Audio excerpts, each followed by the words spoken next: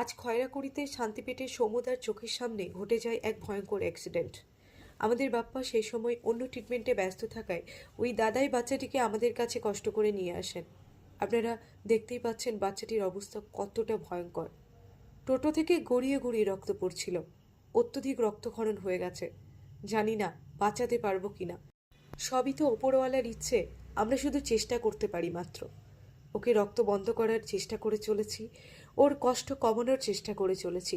রাত বাড়তে চলেছে, কিন্তু আমরা লড়াই জারি রেখেছি। এর আগে দুটো সার্জিক্যাল কেস আছে, তার সাথে যুক্ত হলো আরও একটা সার্জিক্যাল কেস। ও যদি সার্ভাইভ করে যায় তাহলে আগামীকালই ওর অপারেশন করা হবে।